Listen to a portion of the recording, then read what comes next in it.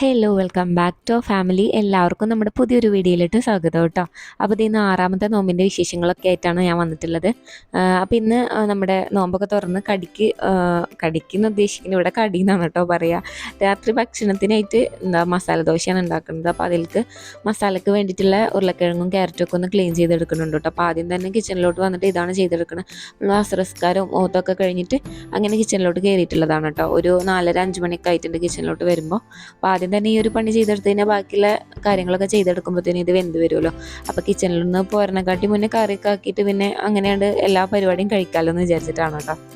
അപ്പോൾ ദോശയിലേക്കുള്ള ചട്നിയും ചമ്മന്തിയൊക്കെ നമ്മൾ രാവിലെ തന്നെ ഉണ്ടാക്കി വെച്ചിട്ടുണ്ടായിരുന്നു. ഉപ്പാക്ക് നോമ്പില്ല എന്ന് പറഞ്ഞിരുന്നല്ലോ. ഉപ്പാക്ക് വയ്യാത്തതുകൊണ്ട് നോമ്പ് പിടിക്കാൻ പറ്റിയിട്ടുണ്ടായിരുന്നില്ല. അപ്പോൾ ഉപ്പാക്ക് വേണ്ടിയിട്ട് അപ്പോൾ ആ രാവിലെ തന്നെ ചട്നിയും ചമ്മന്തിയൊക്കെ നേരത്തോടെ തന്നെ ആക്കി വെച്ചിട്ടുണ്ടായിരുന്നു കേട്ടോ. അപ്പോൾ ഈ ഒരു പണി മാത്രമേ ഉള്ളൂ. പിന്നെ ദോശ പിന്നെ അപ്പൊക്കപ്പോൾ ചൂട് കൊടുക്കാൻ ഉണ്ടാക്കുകയാണല്ലോ ചെയ്യുക.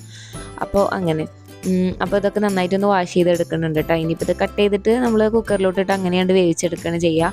അതൊക്കെ എല്ലാവർക്കും അറിയുന്നത് തന്നെ ആയിരിക്കും ഇതിൻ്റെ റെസിപ്പിയൊക്കെ. പിന്നെ ഇതൊന്നും ഇവിടെ മസാല ദോശ അങ്ങനെ കോമൺ ആയിട്ട് ഉണ്ടാക്കാറില്ല കേട്ടോ. കൂടുതലും ദോശ, ചട്നി, ചമ്മന്തി ഇങ്ങനെയാണ് ഉണ്ടാവാറ്. മസാല എപ്പോഴെങ്കിലുമൊക്കെയാണ് ആക്കാറുള്ളൂ കേട്ടോ. അങ്ങനെ അപ്പോൾ അതിന് വേണ്ടിയിട്ട് ഞാനിങ്ങനെ പൊട്ടറ്റോ കുറച്ച് വലുപ്പത്തിലാണ് കേട്ടോ അരിഞ്ഞെടുക്കുന്നത്. നമ്മളിപ്പോൾ എന്തായാലും വെന്ത് കഴിഞ്ഞ് കഴിഞ്ഞാൽ ഉടച്ചെടുക്കുന്നതാണല്ലോ. അപ്പോൾ ഉടച്ചെടുക്കാൻ നന്നായി ചെറുതാക്കി കഴിഞ്ഞാൽ നമുക്ക് ഉടച്ചെടുക്കാൻ ബുദ്ധിമുട്ടാവും എന്ന് വിചാരിച്ചിട്ട് ഞാൻ ഒരു പൊട്ടറ്റോനെ 4 കഷ്ണമാക്കിയിട്ട് പിന്നെ അതിന്ന് നടു അങ്ങനെ കട്ട് ചെയ്തെടുക്കുകയാണ് കേട്ടോ ചെയ്യുന്നത്. അതൊക്കെ എല്ലാവർക്കും അറിയുന്നുണ്ടാവും. ഞാനിങ്ങനെ പറയുമ്പോൾ ചിലവർക്കൊക്കെ ബോറടിക്കുന്നുണ്ടാവും. പക്ഷെ ഞാനിങ്ങനെ വീഡിയോയുടെ ഫ്ലോയിൽ അങ്ങനെ പറഞ്ഞു പോയതാണ് കേട്ടോ. അപ്പോൾ അതേ ക്യാരറ്റും എടുത്തിട്ടുണ്ട്. അപ്പോൾ ഒരു 3-4 പൊട്ടാറ്റോയും ഒരു 3 ക്യാരറ്റ് ചെറുതുമാണ് കേട്ടോ എടുത്തിട്ടുള്ളത്. അങ്ങനെ അതിങ്ങനെ കട്ട് ചെയ്തിട്ട് നമ്മൾ കുക്കറിലോട്ട് ഇട്ടിട്ട് ഒരു 3 വിസിലിൽ വേവിച്ചെടുക്കുന്നുണ്ട്. അപ്പോൾ ഞാൻ കുക്കറൊക്കെ കഴുകി വേഗം അതിലോട്ടിട്ട് വേവിച്ചെടുക്കട്ടെ കേട്ടോ. അപ്പോൾ കുട്ടികളും അതുപോലെ പ്രായമായവരൊക്കെ ഉള്ളവർക്ക് റമളാനിൽ എല്ലാ സമയത്തും പണി തന്നെ ആയിരിക്കും അല്ലേ. നമുക്ക് രാവിലത്തെ പണിയുണ്ടാവും, വൈകിട്ടത്തെ പണിയും ഉണ്ടാവും കേട്ടോ. അപ്പോൾ ഇവിടെ ഏകദേശം അങ്ങനെയൊക്കെ തന്നെ നമ്മൾ ഉണ്ണികൾക്കും ഭക്ഷണം കൊടുക്കണമല്ലോ. അപ്പോൾ നമുക്ക് നോമ്പില്ലെങ്കിലും വെറുതെ ഇരിക്കാൻ അങ്ങനെ പറ്റില്ല. നമുക്ക് എപ്പോഴും പണി ഉണ്ടാവും കേട്ടോ. രാവിലത്തെ പണി, ഉച്ചക്കത്തെ പണിയും പിന്നെ വൈകിട്ട് നോമ്പ് തുറക്കലിൻ്റെ പണി അങ്ങനെയൊക്കെ ആയിട്ട്. അപ്പോൾ അതേ കുക്കറിലോട്ട് ഇതൊക്കെ ഇട്ട് ആവശ്യത്തിന് വെള്ളം, മഞ്ഞൾപ്പൊടി, ഉപ്പൊക്കെ ഇട്ടിട്ട് ഒന്ന് വേവിച്ചെടുക്കുന്നുണ്ട് കേട്ടോ. പിന്നെ ഞാൻ പറഞ്ഞിട്ടുണ്ടായിരുന്നു എൻ്റെ വ്ളോഗിൽ നമ്മളിവിടെ റംളാനിന് അങ്ങനെ പൊരിക്കടികളൊന്നും ഉണ്ടാക്കണില്ല എന്ന്. അപ്പോൾ അതുകൊണ്ട് തന്നെ ആ ഒരു പണി എനിക്കില്ല കേട്ടോ. പിന്നെ അഥവാ ഉണ്ടാവുകയാണെങ്കിൽ തന്നെ പൊരിക്കടിയൊക്കെ വാങ്ങിച്ച് കൊണ്ടുവരികയാണ് ചെയ്യാറ്. എന്തെങ്കിലും ഒരു 2-3 ടൈപ്പൊക്കെ ഒരു 3-4 വെച്ചിട്ട് ചില ദിവസം മേടിക്കാറുണ്ട്. അല്ലാതെ അങ്ങനെ ഉണ്ടാക്കൽ കുറവാണ് കേട്ടോ. അപ്പോൾ ഇപ്രാവശ്യം ഇങ്ങനെ പൊരിക്കടി വേണ്ടാന്നുള്ള, ഇപ്രാവശ്യം എന്നല്ല, ഇവിടെ റമദാനക്ക് അങ്ങനെ പൊരിക്കടി ഉണ്ടാവാറില്ല. അങ്ങനെ നമ്മൾ വേണ്ടാന്ന് വിചാരിച്ചിട്ടാണ് കേട്ടോ. അങ്ങനെ നമ്മൾ നോമ്പൊക്കെ പിടിച്ചിട്ട് പിന്നെ ഈ എണ്ണക്കടി അങ്ങനെ കഴിക്കണ്ടല്ലോ എന്ന് വിചാരിച്ചിട്ടാണ്. പിന്നെ ഇതേ ചക്കരമത്തൊക്കെ എടുത്തിട്ട് ഒന്ന് കട്ട് ചെയ്തെടുക്കണം കേട്ടോ, അത് വേവിക്കാനിട്ടിട്ട്.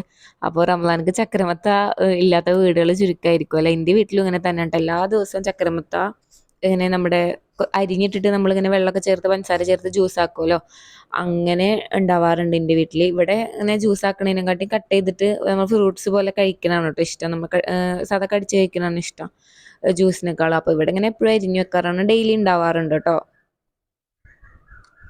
പിന്നെ ഈ പൊരിച്ച കടികളൊന്നും ഇല്ലാത്തതുകൊണ്ട് തന്നെ എല്ലാ ദിവസവും ഇങ്ങനെ ഫ്രൂട്ട്സുകളായിട്ട് എല്ലാ തരം ഫ്രൂട്ട്സുകളും ഉണ്ടാവും. നമ്മൾ ഇപ്പോൾ ഓറഞ്ചും മുന്തിരി, മുസമ്പി, എല്ലാ കാര്യങ്ങളും ഉണ്ടാവും കേട്ടോ. ആപ്പിള് അങ്ങനെ. അപ്പോൾ ഞാൻ ചക്കരമത്തൊക്കെ ഒന്ന് ഇങ്ങനെ കട്ട് ചെയ്തെടുക്കുന്നുണ്ട്.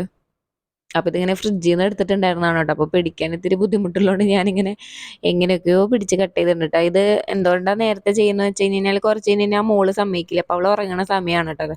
അവൾ എഴുന്നേൽക്കണകാട്ടി മുന്നെയാണ് ഞാൻ ഇതൊക്കെ ചെയ്തെടുക്കുന്നത്.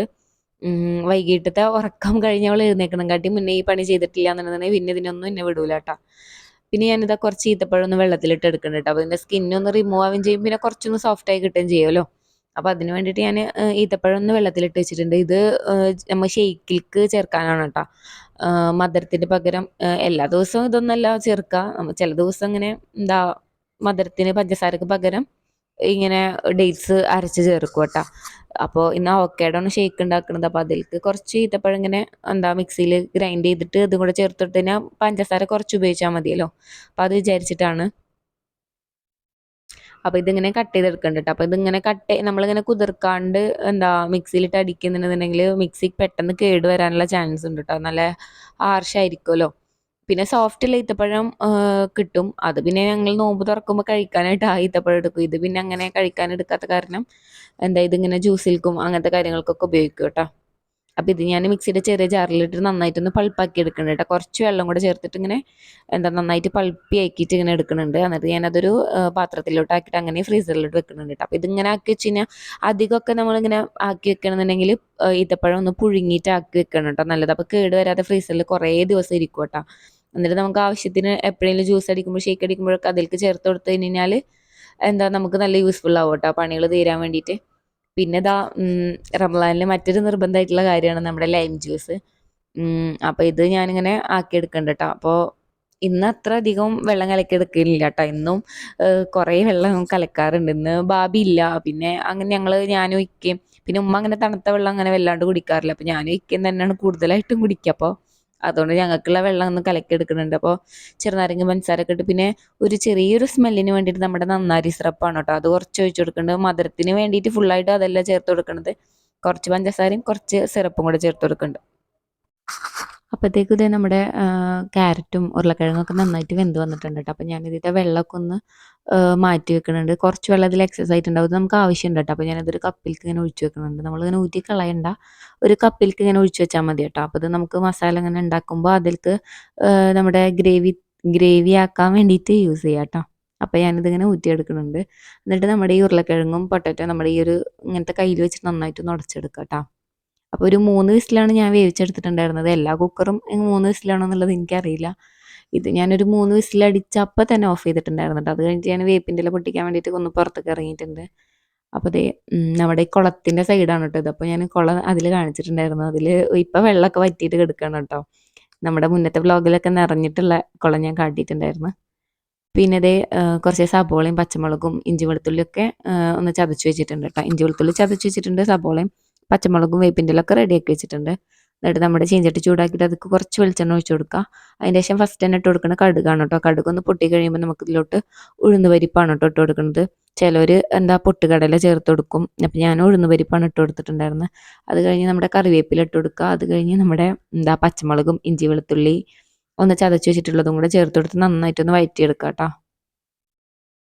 അപ്പോൾ ഇതിൻ്റെ സ്റ്റൈലാണ് ഞാൻ പറഞ്ഞത്. ഇത് ഞാൻ ഒറ്റ വീഡിയോയിൽ കണ്ടുണ്ടാക്കിയിട്ടില്ല കേട്ടോ. ഞാൻ ഒരുപാട് വീഡിയോസ് ഇത് ഉണ്ടാക്കാൻ വേണ്ടിയിട്ട് മുന്നേ നോക്കിയിട്ടുണ്ടായിരുന്നു. ഞാൻ ഫസ്റ്റ് ടൈം അല്ല കേട്ടോ ഉണ്ടാക്കുന്നത്. അപ്പോൾ ഒരുപാട് വീഡിയോ നോക്കി ഉണ്ടാക്കി നോക്കി അതിലെനിക്ക് ബെറ്ററായി തോന്നിയിട്ടുള്ള ഒരു റെസിപ്പിയാണ് കേട്ടോ. അതായത് എൻ്റെതായ പൊടിക്കൈകളും കൂടെ ചേർത്തിട്ട് ബെറ്റർ ആയിട്ടുള്ള ഒരു റെസിപ്പിയാണ് കേട്ടോ. അപ്പോൾ അത് കഴിഞ്ഞിട്ട് ഞാനിത് ഒരു വലിയ സബോള കട്ട് ചെയ്തതും കൂടെ ഇതിട്ട് ചേർത്ത് കൊടുക്കുന്നുണ്ട് കേട്ടോ. എന്നിട്ട് നന്നായിട്ട് ഒന്ന് വഴറ്റിയെടുക്കുക. അപ്പോൾ സബോള നന്നായിട്ട് വഴണ്ട് കിട്ടണം കേട്ടോ. ഒരു സബോളയുടെ വൈറ്റ് കളറൊക്കെ മാറി ഒന്ന് ബ്രൗൺ നിറം ആവേണ്ട, എന്നാലും അതിൻ്റെ ഒരു ഇടയിലുള്ള സ്റ്റേജ് എത്തണം കേട്ടോ.